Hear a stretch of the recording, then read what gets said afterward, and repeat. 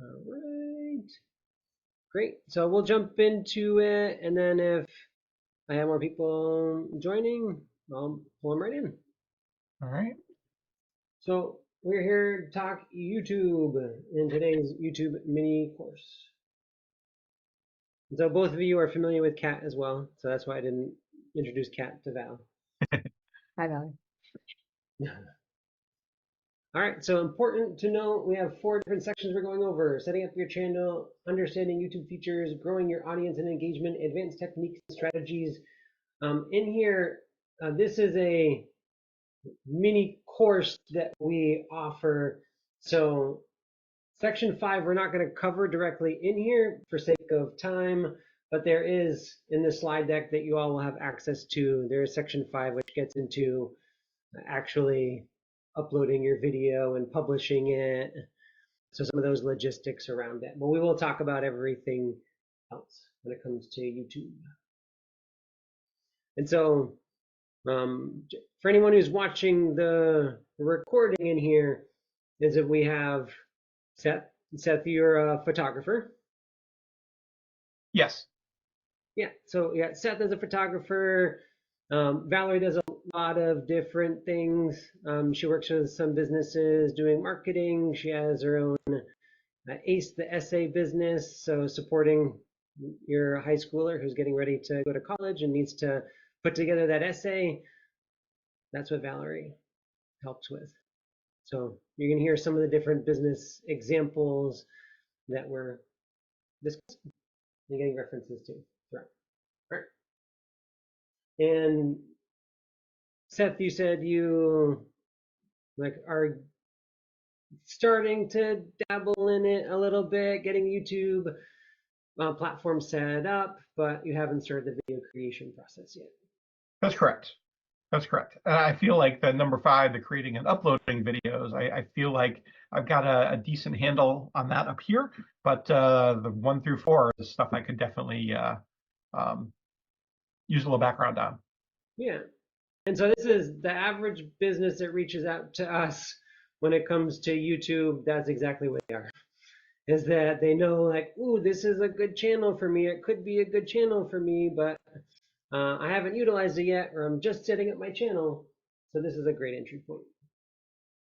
All right. So in lesson or section 1, we're going to talk about your niche, your audience, creating your channel and branding, and how to set up your channel and profile picture. So we always start with it, ever it's one of these lessons or the courses that we offer, we always start from the ground up, so more basic concepts, and then we get to more advanced concepts. So whether it's somebody who's brand new to the platform or someone who's been using it for years, we can all be on the same level as we move through. So number 1 in here, one thing that's really important is, I think this is the lesson in business in general, is that you're not marketing to everybody. Like if you try to market to everybody, you market to nobody.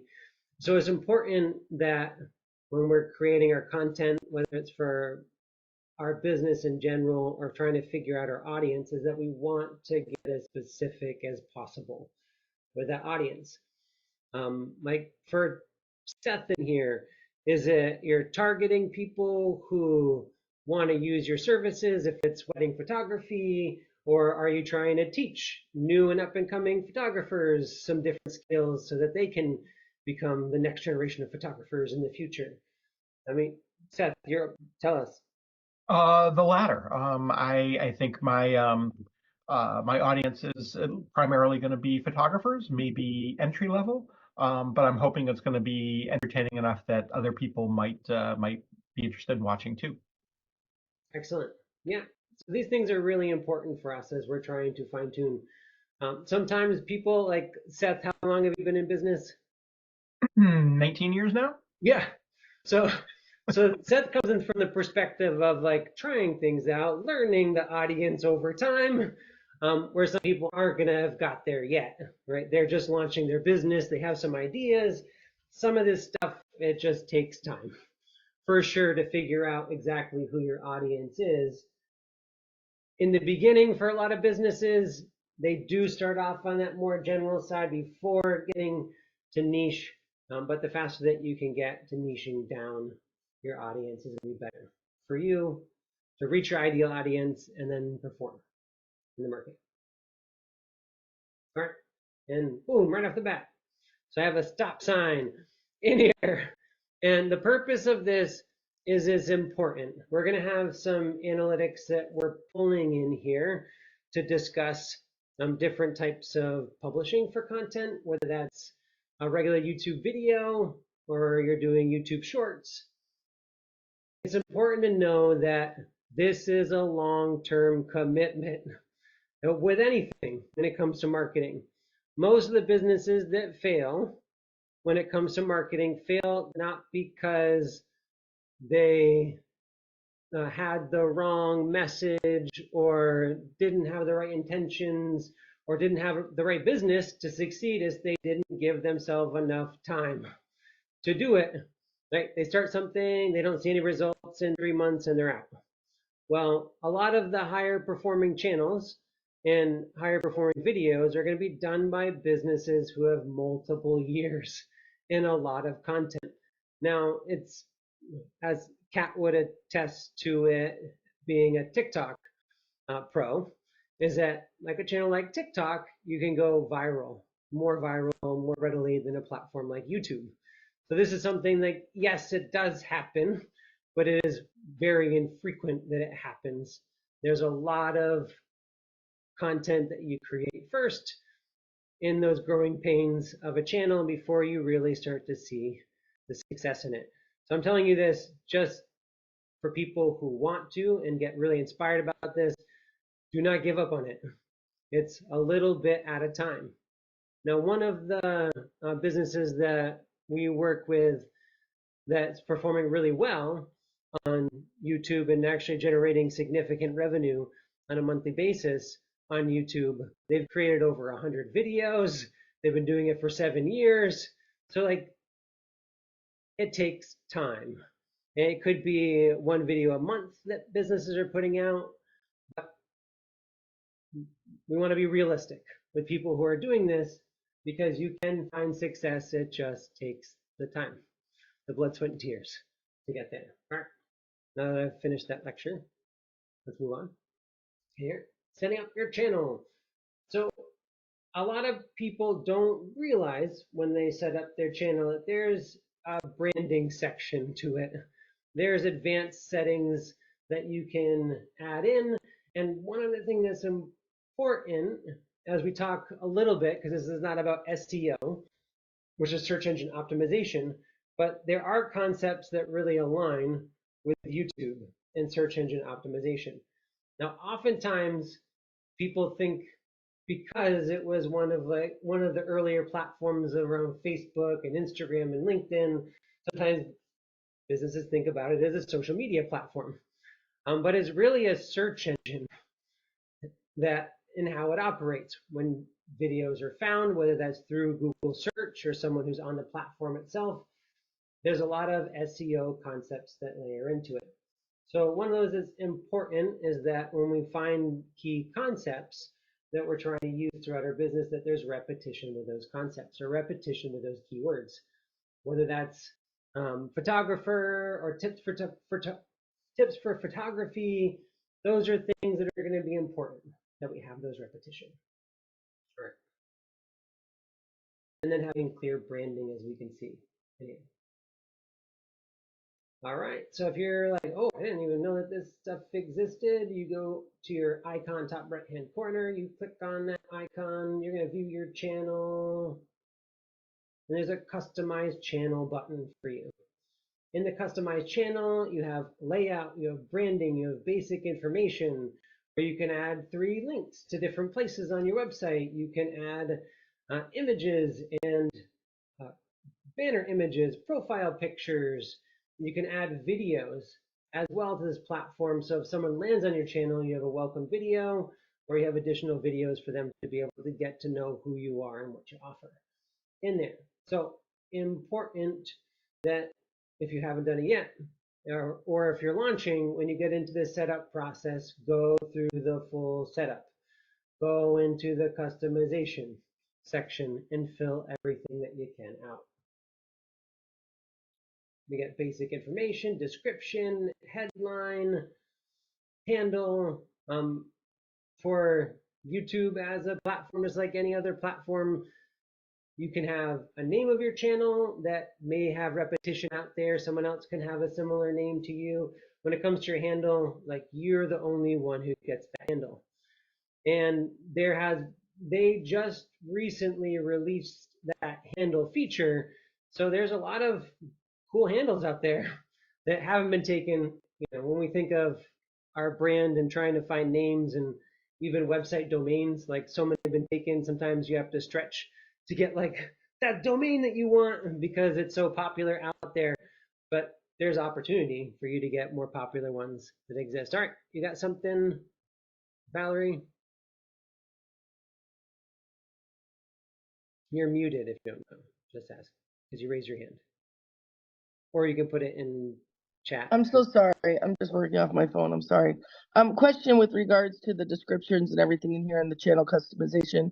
What percentage, if any, does SEO come into this part of it? Like websites, do we need to beef up our areas here with full of SEO, or is the SEO really more for the video content? Well, two things is that you want to consider SEO everywhere, right? Everything's indexable. YouTube is trying to figure out what type of channel you are, what you offer, who's going to resonate best with your content. So putting in those keywords, your key services, your offerings, the value, and all of your content is going to be important. Again, this is a key area, yes, you want to use with SEO. One thing that I want to mention is that because there could be, I think there's a balance, right? You have like entering these keywords in because they resonate with your audience to drive more people to see you because this is going to be helpful with the algorithm, and like stuffing all the keywords you could possibly put in there. So I want to make sure there's a balance in it, because you could just have keyword city in your description, but if it's part of sentences that don't feel like they're authentic or genuine or easy to read, so there's a balance between it, like authenticity, adding some of those keywords or services without it feeling like that's all you're trying to do is rank in SEO and for this to show up. Can I just add something as well, Jamie? I think it's also important to note when somebody does a search on YouTube, some like channels and videos will pop up in the search results. So like if you're the expert on a topic and you make a lot of videos about like one subject, that's definitely something that you could put on your channel so that YouTube knows to recommend your channel when someone's searching for that. But if you maybe, post about a lot of different topics, that's where maybe SEO is more important for the actual content of the videos. Because, yeah, YouTube is the second largest search engine after Google. So, like, SEO is really important on this channel. Yeah, and also Google and it owns YouTube, so. Yeah. Perfect. All right. So now we're moving into lesson number 2. We're going to talk about the different formats that you can have. And this gets into video, shorts, and the considerations of what you would want to create for your channel itself. All right, so 1, standalone videos, traditional format on YouTube. These are longer duration videos, can vary in length, a few minutes. It can be an hour. Like, it really is up to you and your brand. Now, for everybody out there, when you're creating content, it is important that you look at your analytics, because for some channels, it performs better having shorter content. Other channels perform better having longer content. It depends on your audience. It depends on what you're doing and what you're teaching. So it's good in the beginning for you to mix it up. Try some stuff. Try a shorter one. Try a longer one. And allow yourself to start to see and then adjust your strategy as you're getting these results that are coming in for you.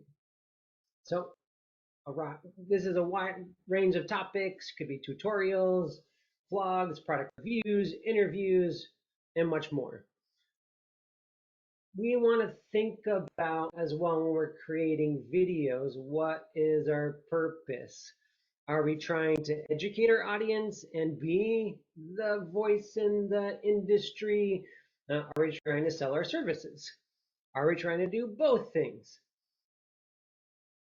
That's going to help in depicting what type of videos that we want to put together. So if we're highly educational, and maybe we're highly educational because that might be part of our business model, as we generate revenue off of coaching or generate revenue off of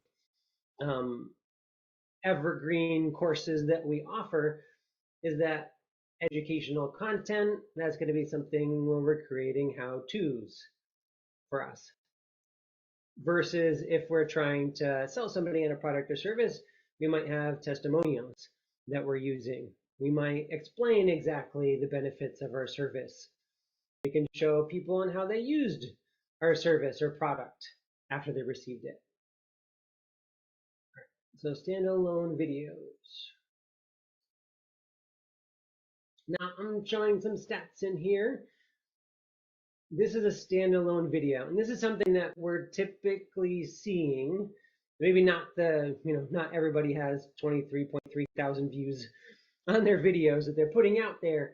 But what I want to say is that in here, if we're looking at the stats, subscribers increased by 102 based off of this single video in here.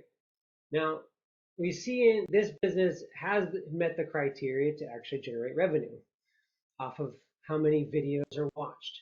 One thing that's important to note, if you ever get in that place for revenue, is that there are going to be different earning potential depending on what type of video you put together. So, for instance, is once you hit the threshold to be able to monetize per video, on average per 1,000 views, businesses earn $1.25 to $2.50. Now, this business earned $4.80 per 1,000 views because there's a lot of different criteria that goes into that revenue generating model. The competitiveness of it, the demand of the content in the area, where it's shown. There's a lot of different factors that relate into it. All right, so that's one. Two, if we move over, we're going to see demographics. So we're looking at the audience in here. Most of the audience 35 and older. And we can even see that the highest percentage of the demographic is going to be 65 plus for this. We look at now below non-subscribers versus subscribers. So we had more than 71% of the video views, watch time out of it came from people who were not subscribed to the channel. So this is big, first off, because if we compare this to other social, again, this is not social media, but other marketing platforms, like if we think of Facebook. Now, Facebook, if we're creating content on that platform, in general, we don't really reach many people outside of our followers or our audience. It's really low percentage. And even our own audience, we're going to reach a low percentage of that. So in comparison to this platform where we see 71% of the views came from outside their following, outside of their subscribers. So this is an opportunity and a channel that you can have organic growth with, compared to a channel like Facebook, which is extremely difficult to have growth with, unless you're doing additional things like sharing your content into Facebook groups. Now over here on the right side, how did these people find the video? So 82.8%, and this is again, I chose this one because it shows a lot of information that we see across the board. Now each channel is a little bit different. So when it comes to demographic, right, you might have a product that suits men better than women or service, or you might have a product or service that fits a younger demographic or older demographic. So those numbers do get skewed a little bit by your audience. When we come over here and find how did people see the video, 82.2% found it in other ways than on YouTube. That means they found it through Google search. They found it because they clicked over it from a different social media platform. you sent them over there, they found it externally off of the platform. That's a big percentage. So as we're thinking, does SEO matter for this? Well, yes, because SEO is going to be one of the primary ways that they came over because you showed up in Google search for this video and they clicked on it and came over to watch it. So we have browse features that you have inside the platform itself. Direct is they had the YouTube link and went directly to it, or they're watching a YouTube video a second time or a third time. They've already watched it in the past. Channel pages, YouTube search, and then others in here. So we're just taking stock of this because we're going to compare it in a second to YouTube Shorts as another option for you as you're thinking about how do I grow my channel effectively. So 100 subscribers in here, $112 they earned in revenue out of here. An older demographic, 71% were not subscribers, and a majority of the people came from external off of YouTube to see that video. Okay. Any questions about this before we move on? And I guess I didn't say this in the beginning, but anybody, you ever take a course with me, my style is interrupt me, ask questions. I like that stuff. Usually if someone has a question, somebody else had that same question and it's really valuable. So please, feel free, really. I respond well to being interrupted. I also have a 17 and a 14-year-old, so I'm used to it. Okay. Jamie, I have a question. Sure. I don't know if you're going to cover this later, but what's a good runtime for videos? I'm not talking shorts. I'm talking about regular videos. A lot of the ones that I watch seem to be between 10 and 12 minutes, and that seems to be pretty common for that length. Is that a standard that people go for? Is that something that helps with monetization if it is a specific length, or not too much, not too little? What are your thoughts? Yeah, I think that 10-minute range is, I think it's a sweet spot for a lot of businesses where like you give enough without it being too much.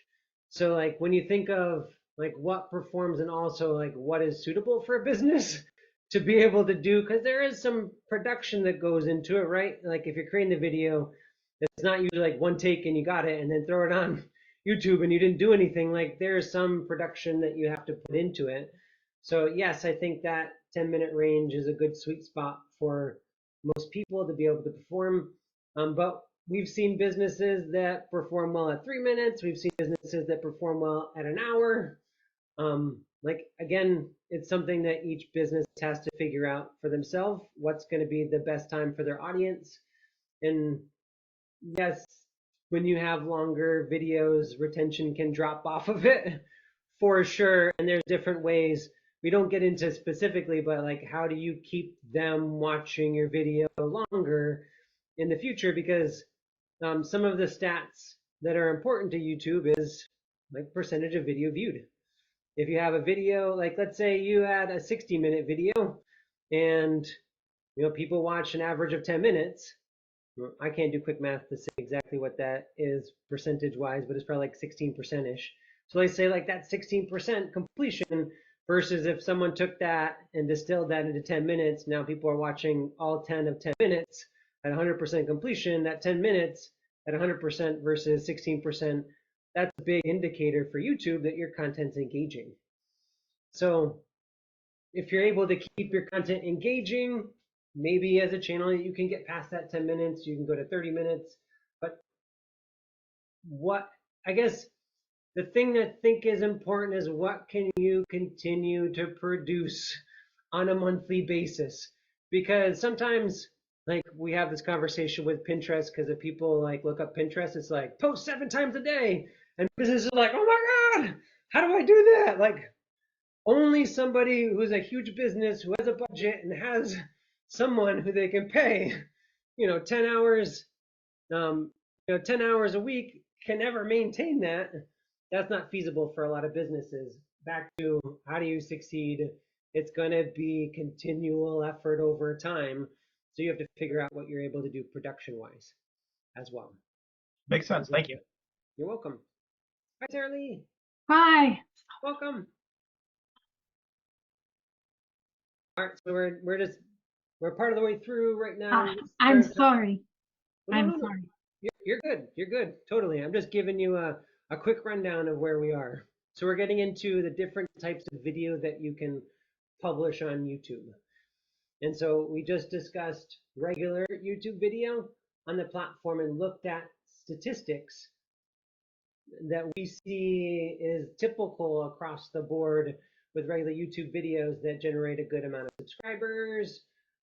Some brands can have different skewed for demographics, but it can be on the older side for demographics that we see. And then one of the key things that we see with regular YouTube video is on the right side, traffic sources, that 82% saw the video because of other sources like Google, where SEO is really important for incorporating this stuff into the video content. All right, we're going to move on. So then YouTube Shorts. So YouTube Shorts is still a relatively new format. It's vertical format, 60 seconds or less. And this is, I'd say, very similar to what we're seeing on other platforms like Instagram Reels with that short video. Kat can give some differences with TikTok because TikTok's kind of its own animal and how you create content and the way that you have authenticity on that platform in general. But it's shorter, more authentic type content that you're creating for this. And it's meant for mobile viewing, although you can still get desktop views as well. And you have the ability to incorporate music, effects, quick cuts. You even have the ability to do all of that inside of YouTube, the YouTube app. So you can hit that create button on your phone, mobile, and it'll give you the ability to shoot, make edits, add multiple clips together, but it has to be 60 seconds or less. If you go over that, it's going to turn it into a regular YouTube video and not a short. Hey, Jamie, this is Valerie. Yep. This may be dumb question, but on these shorts in the YouTube app where you're saying you can create and edit and blah, blah, blah, what file is that saved as, and is it transferable to the other social media platforms? Yeah, so usually we see it as an MP4 file. Kat, but do you have other? Yeah, I think it's like most of the social media platforms that if you want to save it and repurpose it on other platforms, things like, I mean, and I would like to say YouTube Shorts, I think most people are using it. They're just repurposing their Instagram Reels or their TikToks. Like I feel like YouTube Shorts is often that like secondary platform that people are using if they already have vertical videos on other platforms. But I do think they're a good way to get people interested in your content that maybe they would go check out your longer videos. But for all of those platforms, there's like kind of third-party websites that you can just put in the link and it'll download the video for you. So I can go find one of those and put it in chat for you to use if you want to kind of take your video and then you'll be able to repurpose it on other platforms. And for going the opposite way for like something like TikTok, there are ones that will also remove the watermark for you because you don't really want to be posting a YouTube short that has like the Instagram Reel watermark or the TikTok watermark. You want to make sure that it looks like it was made on the platform. You don't want, because YouTube will know if you're posting a TikTok that has a TikTok watermark. So you're saying that you use a separate app to make one video okay for all platforms? Yeah, it makes repurposing really easy. So I can go grab a couple for you and put them in chat. Thanks, Kat. Mm-hmm. You're awesome. All right. Now let's look at some stats now. So as we look at stats, we'll notice a couple things. One is that the subscriber increase has decreased. So this is something that we see with YouTube Shorts is it's not driving as many new subscribers as compared to a regular YouTube video. So if you're thinking like, what are the outcomes? What do I want to have? Do I want to have more people see my video? Do I want to have more subscribers on my channel? Do I want to have more of all of that? and drive people to my website to make purchases in the future, it's important that you have a mixed strategy, because this 60 seconds or less video compared to a 10-minute or an hour-long video, it has a lot of views. And as we continue to look to the right side, actually one more thing in here is that it has a lot of views, but we'll look at the chart right below views where it says returning viewers and unique viewers in here as well. There's a lot of new people coming and watching these videos. So we're grabbing new people from our audience, and we can actually see that in the middle, non-subscribers versus subscribers. This is about relatively the same for us, whether we were publishing it as a regular video or a shorts. We look above that chart, we're going to see the age demographic change. Part of that's because that vertical format is a little bit more friendlier, and younger demographics are more used to this type of format. And then when Kat and I were talking about this in the past in strategy, Kat, you had mentioned the fact that this also offers an opportunity for kids who their parents have banned them from TikTok. Like, where do they go? Now they have YouTube Shorts that they can look at to get some of that content that they can't now get on TikTok because they are banned from using that platform. So we do see that this can create a little bit of a younger demographic for us as seeing this. So if you're targeting a younger demographic, you may have a higher percentage of this audience that's the younger demographic watching it, which is a good thing. Now we see this wasn't present before, right? We looked at how do people find this content for the regular video, and the majority was going to be through external, which goes into SEO. The majority is the shorts feed. So they have their own feed. This is internal in YouTube. So we're not seeing here that SEO is driving success when it comes to YouTube shorts. We're seeing that it does drive success when it comes to regular videos. What does this mean? It means that you have the opportunity to find new people inside the platform that you haven't been able to target before in a very specific channel, a part of the platform with YouTube Shorts in a different way than you're able to in the past. So YouTube Shorts feed, you can't reach people with regular videos in the YouTube Shorts feed. You can only do that through creating YouTube Shorts.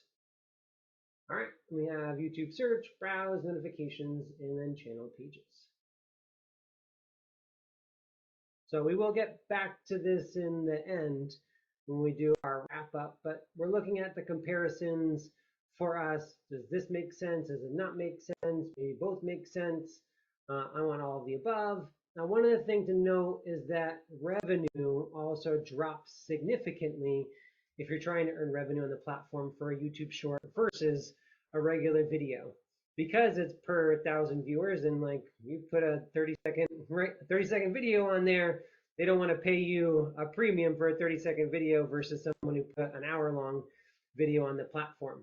So this gets a penny to 6 pennies on average per 1,000 views versus the $1.25 to $1.60 for the regular video content. So there are pros and cons when we're creating the content. And one of the pros is that it's shorter content. It's typically easier to create, less production than a longer video. All right, then we have the YouTube series. So it's taking your videos that you've created, you can turn them into a series or playlist for people to be able to watch in succession. So maybe, Seth, you wanted to create a series of 5 different videos that's educating, like, here's one thing that we're going to talk about when it comes to being a photographer, or like, photography basics. Lesson 1 is one video, and lesson 2 is one video, and 3, and then you pull them into a series.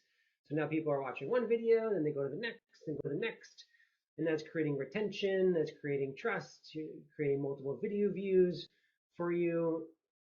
and it allows you to have things like end cards where you're driving to what's the next video that is recommended for them as well. So YouTube series is really important for success. Live streams. So live streams, I think about live streams when it comes to a platform like YouTube as a hit or miss. And I think the overarching question you should ask yourself is, what's the value for the person to be a part of this live stream? Is it worth being a live stream for someone to join in the moment, or did it not need to be in the moment? It could be a regular video. You can have, pros with a live stream is that you have real-time questions and answers. People can drop a comment, ask a question, you can answer it real time. So now you have more engagement with your audience. It can help those people who do show up for that live stream. It can move them down your funnel faster. You have some pros with it. Some cons with it is that sometimes it doesn't perform ultimately as strong long term as one of your other videos that you have part of the platform.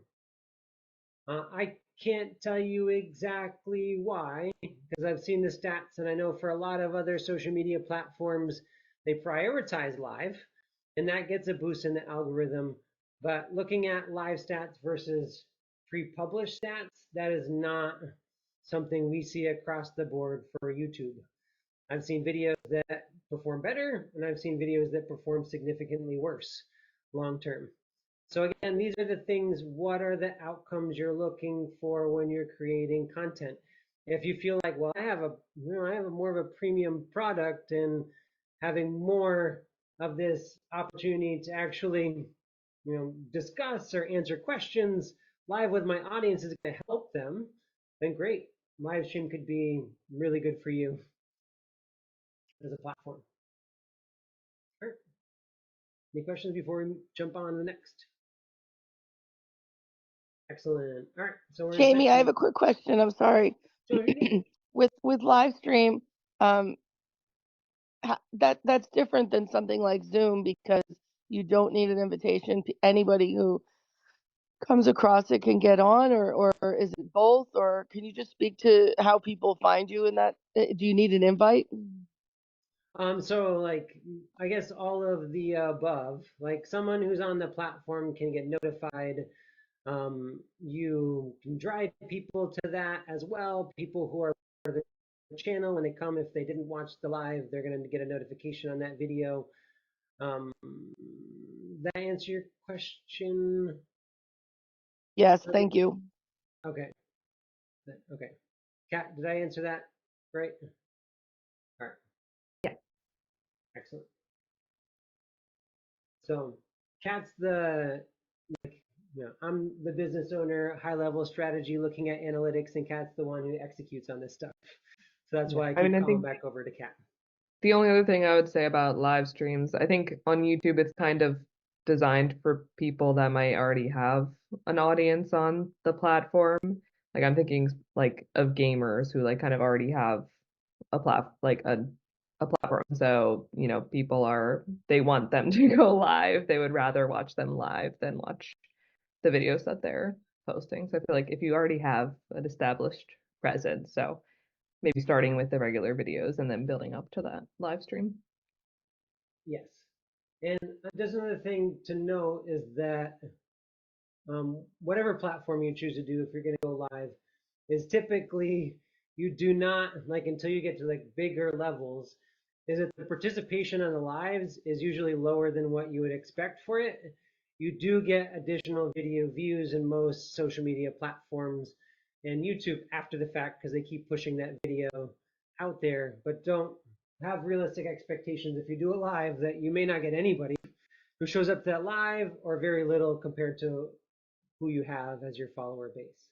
It's not a bad thing. It's just how it works. Okay, growing your channel. So comments and interaction are really important. Whether it's this YouTube or it's someone leaves you a review on Google or on Facebook, replying and interacting with comments is extremely important.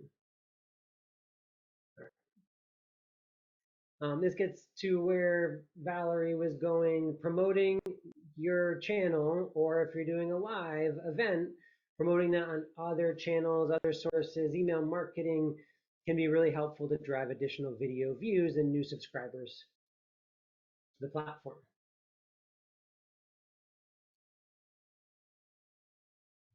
Live streams. Another thing to think about is if you're ever doing live, there's some planning involved in the process of it. Some businesses have a bullet point list of the things that they want to cover in that. Some businesses have guests that join them for that. These are things that are going to be really important. Again, what's the value for your audience to come to watch this live? And then there is a little bit, can be some technical aspect to conducting live, right, Kat? Like people can do it through Zoom, but you have to have like a connection and you have to create a connection and link. And there's other platforms like you can that kind of get in the technical side of it. Yeah, there's like streaming software that you can use, but that can get kind of complex. So, but you can do a lot like a stream in the moment, like using your device that you're on. But some of these like pre-scheduled live events, those are going to require you to be able to utilize some of these third-party systems to connect and then show that live. Okay. Yeah. All right. Now we're getting into lesson number 4, advanced techniques and strategies. So we talked about SEO, and I do want to mention 2 things when it comes to SEO. One is that there are things that a business can do, and there's things that like you really need a professional for to support you with. A business can look up and find keywords that help them for their business to rank better, be shown across YouTube, and then be found in Google search. But the caveat to that is that it's a big hit or miss with businesses.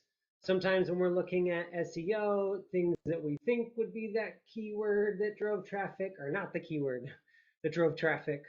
Sometimes there are different ways that people say your product or service that you don't recognize as the normal way to say it that are part of your keywords.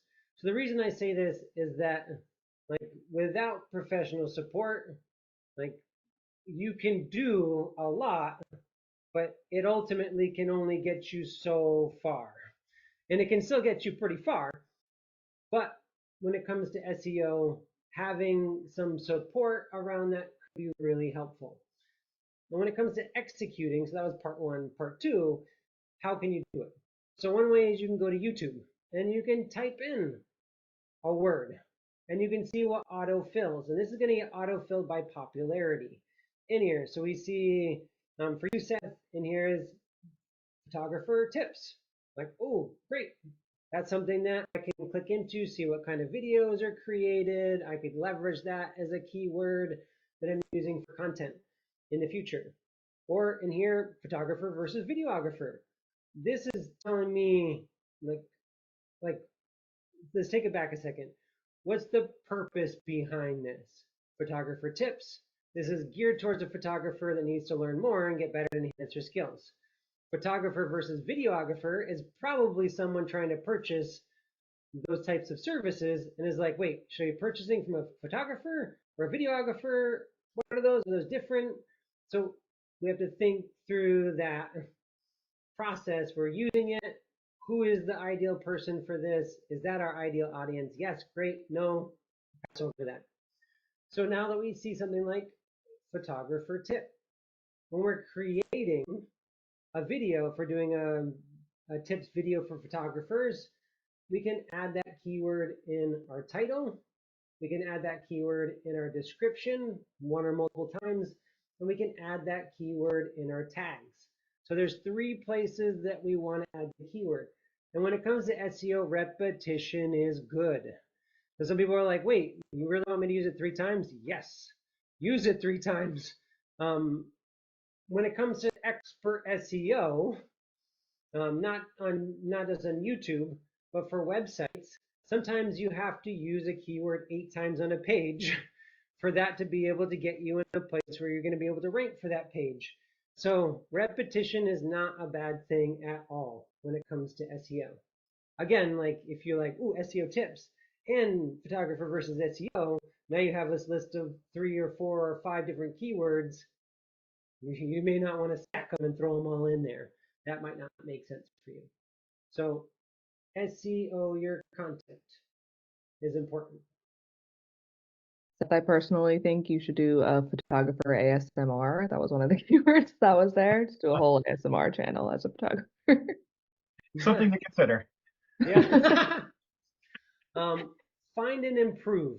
This is a strategy that has helped a lot of businesses take market share or find where there's peak content.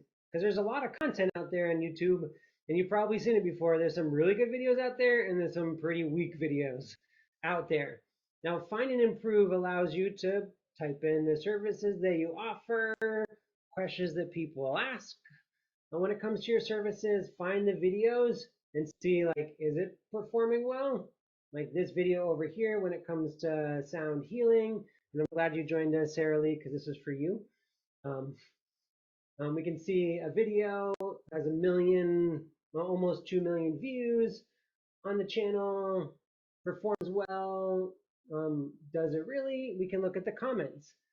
Sometimes we can see this video out there, we watch it, we're like, ooh, this is an awful video. Like, this isn't good. The comments are like saying the same thing. This is an awful video. Well, now you can find that video that performed really well. You can create a better video than that. Acknowledge all the issues that they had in the comments with your video to have the video that improves off of what's already out there on YouTube.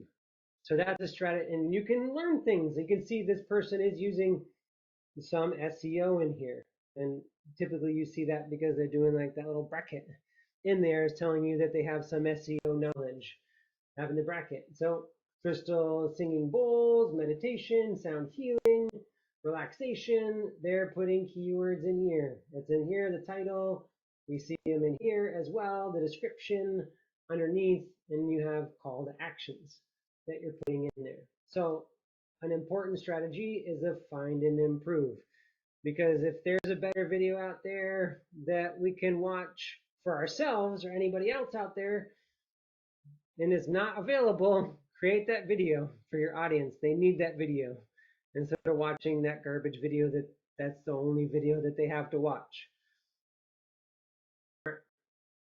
Next. And YouTube Shorts. So again, this shouldn't be an all or nothing strategy. You shouldn't do just YouTube Shorts, or shouldn't just do YouTube regular video, or only do live content. It's important to have dynamic content on your platform. YouTube Shorts are driving more views. They're giving you an opportunity to reach a different audience that's very specific for this platform versus regular YouTube videos that are driving a lot based off of SEO. So you reach new people than you couldn't reach with your regular video content. You create something more dynamic, you create something a little bit more authentic, and hopefully with this 60 seconds or less video, you also create something in less time than that 10-minute, 20-minute, half an hour, or an hour-long video to be able to get results out of it. And back to the subscribers, the goals of businesses usually relate to, I want more people to see my videos. I want more people to see it. Well, really it's you want more of your ideal audience to see your videos, because more of just people to see your videos, like that's not really helping you unless you're getting revenue off of it.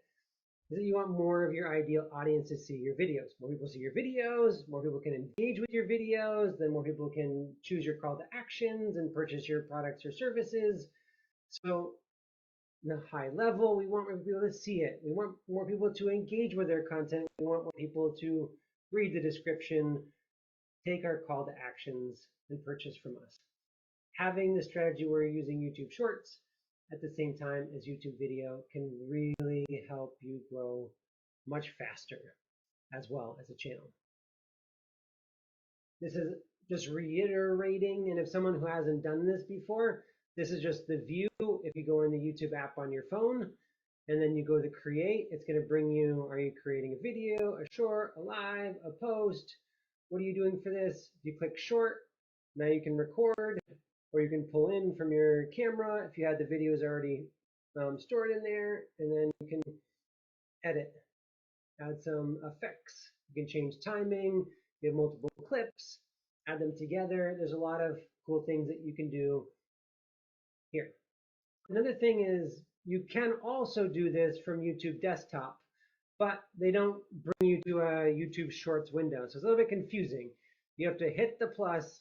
You have to do it like you're putting a regular video in, but you have to make sure whatever video you put in is 60 seconds or less, and it has to be square or vertical format for it to show up in Shorts. And they used to make you used to have to do hashtag Shorts in your content for it to show up in Shorts. You don't have to now. They're just saying that it's optional for you, and it could push your content out more if you do put YouTube Shorts in the title or description, that hashtag YouTube Shorts. One other thing to note is when you're creating content, one nuance is that if you're creating regular video content, not YouTube Shorts, you get additional settings that you have access to in the YouTube desktop version. So businesses who want to do things on mobile, have video on mobile, who are doing it for regular video, a lot of them will create it on mobile, but save it in drafts and then finish it on desktop because they're going to get other features that they don't have access to in the video mobile version of the platform. So a couple nuances as you're thinking about how do I create YouTube Shorts. But this is the opportunity that, like Kat said, you can have the link, you could download that video, you could have it in your camera roll. Now you can go to the platform and you can pull it right from your camera roll, and then you can publish that video to YouTube. You could add effects if you want, and we've seen that typically in this whole like repurpose, when you're trying to repurpose from one platform to another platform to another platform, the one key factor in helping success with that platform is to do something native in that tool.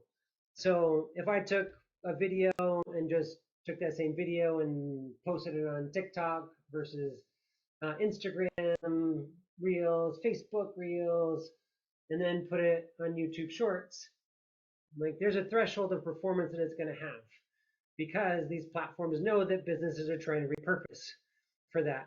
And they don't like it when you're trying to repurpose for all the platforms. They want you to love them better. So when you use some of these native tools, so if you use an effect in the platform, even if you use one effect, if you put a title on it, you put a sticker on it, whatever you do, now it told them that you actually did something in the platform to make that video unique for that platform. So even if we took a minute to just add one little thing to that video, that can make a big difference across the board in marketing to show that platform that you did something to make it unique for the platform you published it on, especially when you're repurposing. A good hack for that as well, if you like put text on the video on TikTok and then you download it and you're going to add it to another platform, you can like redo the text but add like a background to it. So it's literally just covering up the other one, but you are technically editing it in the platform by adding something.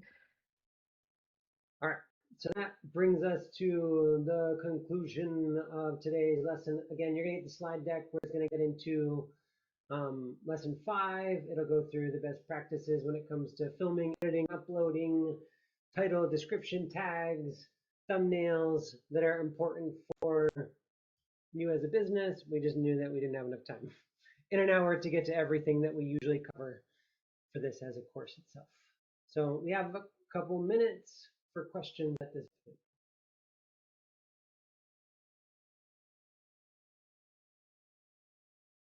What statistic is like the best to see how your videos are performing? Like, is views the best, or do you think something like watch time kind of gives a better indication of performance? Yeah, I think of things as a funnel, a sales funnel. So I think of like what's gonna tell us how many people saw our content. So that's gonna be video viewers. Now so actually video viewers would be more on the engagement side. There's a reach side to see how many impressions you had on that. So like impressions, how many people saw that your video existed. That's going to be a good indicator. Like, are you reaching more people with your content? Video viewers is going to tell you how many people watched and engaged with your content. One of the best stats is going to be completion time. That's a lot of the basis for YouTube algorithm is going to be around completion time. So what's the completion time on your videos? If it's low, often, then maybe you need to create shorter videos because they're too long for your audience and they're not completing it because of it. Or condense it in some way. Hey, Jamie, it's Val. With relation to completion time, is that affected anyway with people play it like in playback time, like quicker? No, it still counts as like every second. Every It's second counts, complete. whether it's a And then 2-time or 3-time. They're watching it. Every second counts.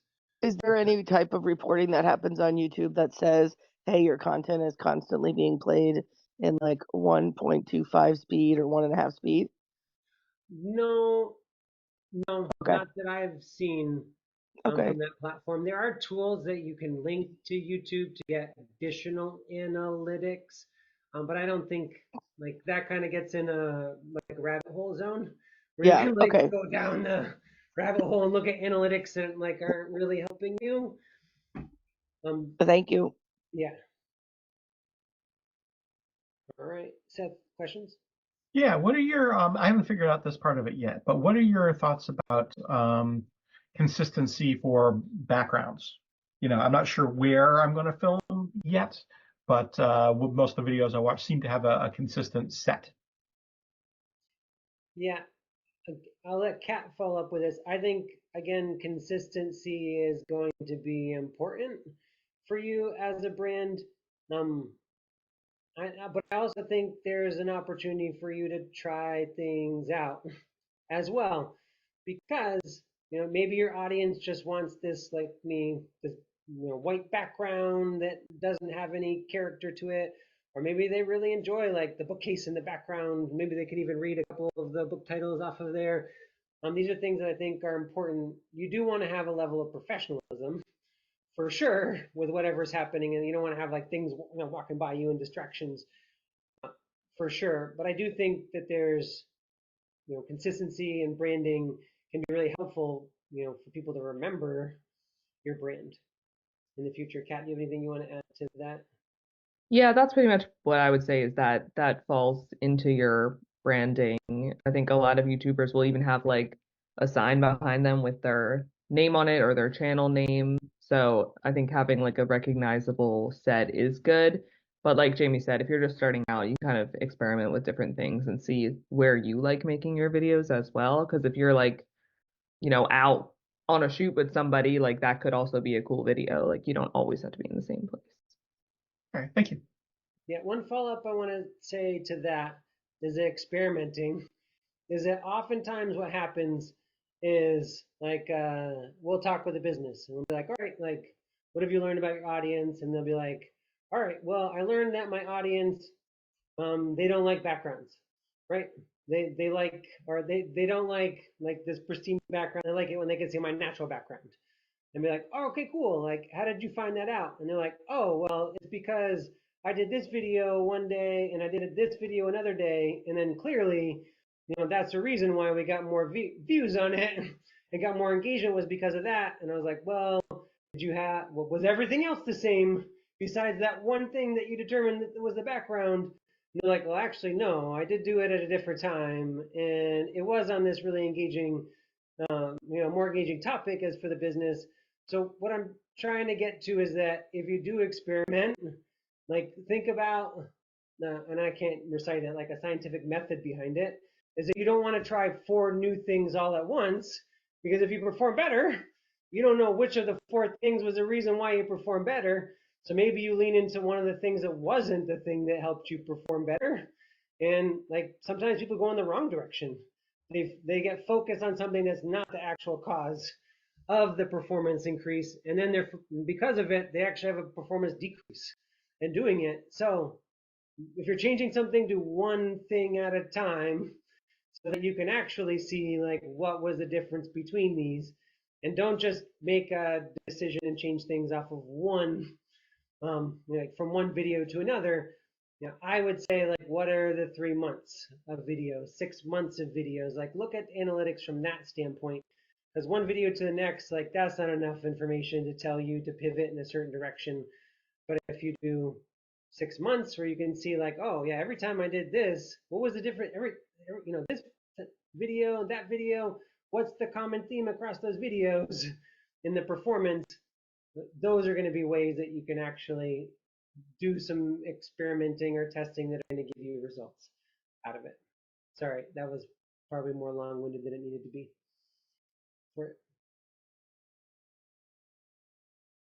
All right, Sarah Lee, because you haven't asked any questions. Do you have any questions before we close it out?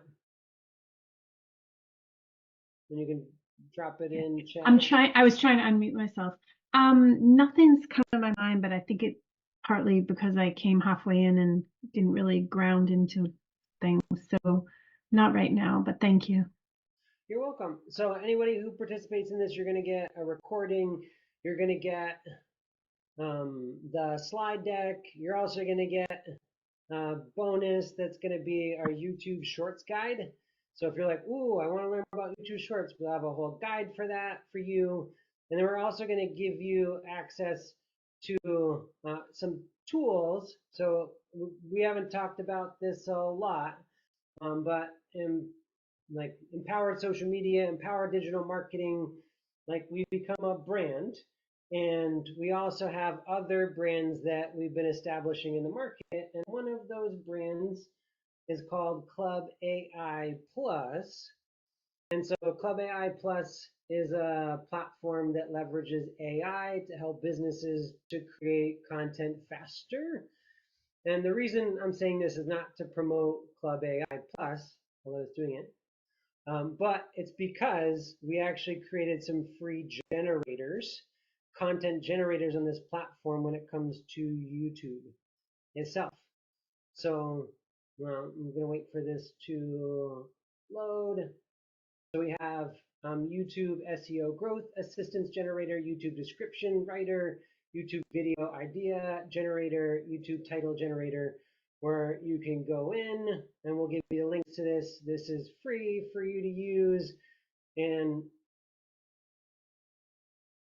we have customized chat bots that have very specific purposes where you can actually utilize it if you've ever done Chat GPT in the past, where you can have a conversation with this bot and it's been programmed and actually leverages the Chat GPT as well to be able to help you to create or get a list of different ideas that are compelling for your business. So we have these 4 generators that you can use. If you're like, oh, I got to create a title for it. What's a good title? They can give you title ideas. They can write titles. They can write descriptions for you, give you video ideas. We're going to have these 4 generators that we're going to send over to you as well. Again, these are free for you to use to help you with your YouTube growth. All right, I'm going to stop my share now. We're going to conclude for today. I want to thank you all for joining us. Really appreciate, as you can tell, we love teaching this type of thing, and we know for marketing in general, a lot of businesses just don't have these types of resources. And because of it, there's a lot of unnecessary blood. There's always blood, sweat, and tears you put into your business, but there's unnecessary for a lot of businesses because there's just not really great resources out there for them. So thank you. Thank you for being Thank part of our you. community. Thank you. We do this on a monthly basis. Next month, we're going to be doing Canva. We're going to be looking at Canva AI. There's a lot of Canva AI tools that came out this past year that we're going to visit, and how there's some really powerful ones out there that a lot of people don't know. We're going to go over that and some key Canva features. That's coming up in February as a free webinar as well. Awesome. Thank you. We'll see you next time. Thanks, Jimmy. Thank you, Jamie. Bye. Bye.